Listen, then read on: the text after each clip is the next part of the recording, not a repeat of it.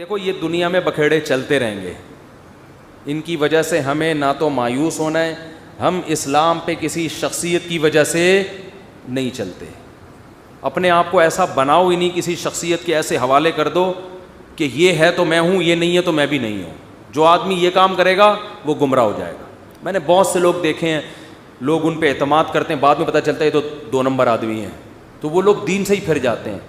جب نبی کے بارے میں قرآن نے کیا کہا, دیکھو غزوہ احد میں رسول اللہ صلی اللہ علیہ وسلم کی شہادت کی افواہ پھیل گئی, جھوٹی خبر, بہت سے صحابہ حواس باختہ ہو گئے.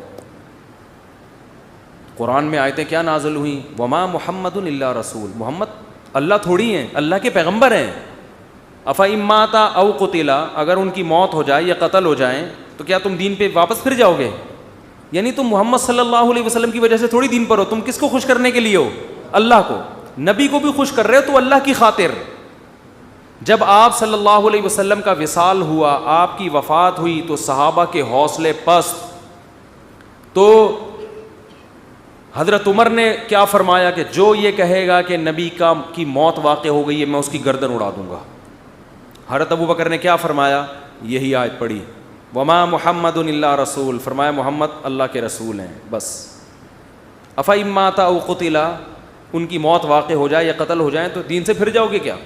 پھر آپ نے فرمایا یا ایھا الناس, اے لوگو, من کان منکم یعبد محمدا فإن محمدا قد مات, تم میں اگر کوئی محمد کی عبادت کرتا تھا صلی اللہ علیہ وسلم تو محمد پر موت واقع ہو چکی ہے. ومن کان منکم یعبد اللہ, اور تم میں کوئی اللہ کی عبادت کرتا تھا.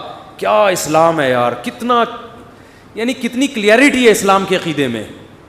اور یہ اعلان وہ کر رہا ہے جو محمد کا سب سے چہیتا ہے صلی اللہ علیہ وسلم, جو سب سے چہیتا ہے, جس کو سب سے زیادہ غم ہوا ہے آپ کے بچھڑنے کا, اس کی ایسی تربیت ہوئی ہے کہ بھائی میں اصل نہیں ہوں, اصل کون ہے؟ اللہ. تو کیا خطبہ دے رہے ہیں, ادھر صحابہ غم میں رو رہے ہیں, جانور ہلاک ہو رہے ہیں غم میں, جو نبی جن پر سواری کیا کرتے تھے. آپ کی اونٹنی جس پر آپ سوار ہوتے تھے وہ غم میں مر گئی, بھوکی پیاسی مر گئی وہ. لیکن ابو بکر کیسا قوم کو سنبھالا دے رہے ہیں اور کہہ رہے ہیں یا ایھا الناس, ہے لوگو, تم میں جو محمد کی عبادت کرتا تھا فإنہ قد مات, محمد صلی اللہ علیہ وسلم پر موت واقع ہو چکی ہے. قد لگا دیا تحقیق کے لیے. ومن کان منکم یعبد اللہ, اور تم میں جو اللہ کی عبادت کرتا ہے, اللہ کی غلامی کرتا ہے, فإنہ حی لا یموت, وہ آج بھی زندہ ہے, اس پر موت واقع نہیں ہوگی. یعنی وہ حیران تھے تمہیں کیا ہو گیا, کوئی اچھمبے کا کام تھوڑی ہوا ہے یہ, وہ تو بشر ہے, انسان ہے, انہوں نے تو دنیا سے جانا تھا, ہم تو اللہ کے لیے دین پہ چلے ہیں. کسی شخصیت پر اتنی قربانی نہیں دی جاتی. کسی شخصیت پر اگر قربانی دی جا رہی ہے تو کس کی وجہ سے؟ اللہ کی وجہ سے, اللہ راضی ہو رہا ہے. دیکھو قرآن میں نا بڑے علمی نکات ہیں. قرآن کہہ رہا ہے یعتذرون الیکم اذا رجعتم الیہم لترضوا عنہم. قرآن کہ لتعرضوا عنہم ہے لترضوا عنہم, کوئی حافظ نہیں بیٹھا ہوا.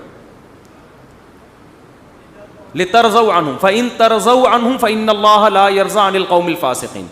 اے نبی جب آپ غزوہ تبوک سے واپس پہنچیں گے تو یہ جھوٹی قسمیں اٹھائیں گے تاکہ آپ ان سے راضی ہو جائیں, خوش ہو جائیں. اگر آپ خوش ہو بھی گئے اللہ پھر بھی خوش بولو نہیں ہوگا. دیکھو یہاں نبی کو خوش کرنے کا ثواب کیوں نہیں مل رہا؟ کیونکہ یہاں نبی کو خوش کرنے سے مقصد اللہ کو خوش کرنا نہیں ہے. تو قرآن کہہ رہا ہے ایسی خوشی کا میں ایسی خوشی پہ خوش نہیں. اور کعب ابن مالک, مرارہ ابن ربی اور ہلال ابن امیہ, ان 3 صحابی نے سچ بول کے نبی کو ناراض کر دیا.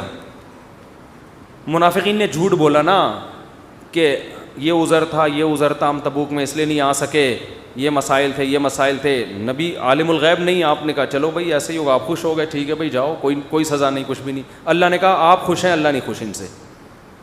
دوسری طرف منافقین جو مخلص صحابہ تھے 3, کعب ابن مالک, مرارہ ابن ربی, ہلال ابن امیہ, یہ 3 صحابی نے سچ بولا, یا رسول اللہ کوئی عذر نہیں تھا, بس ہم سستی کی وجہ سے پیچھے رہے, کوئی عذر نہیں تھا, جانا چاہیے تھا, ہم پہ فرض تھا, لیکن باغ پک چکے تھے, سب کچھ تیار تھا, پھر بھی نہیں گئے, کوئی عذر نہیں ہے. سچ بولا نا, نبی غضبناک ہو گئے.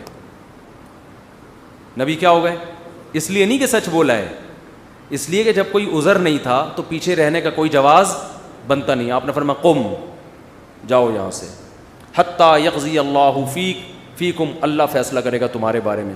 40-50 دن بائیکاٹ ہوا، یہاں تک کہ صحابی کہتے ہیں نبی نے سلام تک کا جواب نہیں دیتے تھے. کیا گزری صحابہ پر، مگر قرآن کہہ رہا ہے میں کیا تھا ان سے، بولو راضی تھا، کیونکہ مجھے خوش کرنے کے لیے انہوں نے سچ بولا. تو پھر اللہ نے پیغمبر کو بھی راضی کر لیا بعد میں، اور اتنا خوش ہو گئے پیغمبر، فرمایا اللہ نے تمہاری تو. اچھا اور سنیں، اسلام کے عقیدے بتا رہا ہوں کتنے واضح ہیں کہ ہم اسلام کو فالو کسی مدرسے کے کسی بندے کی وجہ سے نہیں کرتے. اور یہ بھی بتا دوں، اس ایک بندے کی وجہ سے مدرسوں کو بدنام کرنا کہ مدرسے ایسے ہوتے ہیں، یوں ایسے ہوتے ہیں، یہ بھی وہی زیادتی ہے جس کا میں نے بھی تذکرہ کیا. جب حضرت کعب ابن مالک کی توبہ قبول ہوئی تو ان کو خوشخبری پہنچی، وہ نبی کے پاس آئے.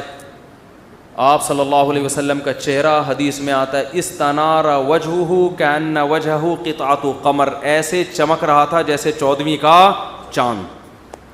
آپ نے کیا فرمایا؟ ابشر بخیر یوم مر علیک منذ ولدتک امک، اے کعب اس دن کی خوشخبری قبول کرو کہ جس دن سے تمہاری ماں نے تمہیں جنا ہے آج تک ایسا خوشی کا دن تمہاری زندگی میں نہیں آیا، اس دن کی مبارکباد ہو تمہیں. حضرت کعب مالک نے کیا کہا؟ امن کا ام من عند اللہ، یہ خوشخبری آپ کی طرف سے یا اللہ کی طرف سے؟ نہیں آ رہی بات. اس فکر میں لگے ہوئے ہیں کہ اللہ راضی ہے کہ نہیں ہے. دیکھو نبی کے راضی ہونے کا تو یقین ہو گیا نا. یہ نہیں سمجھ میں آئے گا، یہ تو آسان کیس نہیں ہے، بہت مشکل کیس ہے.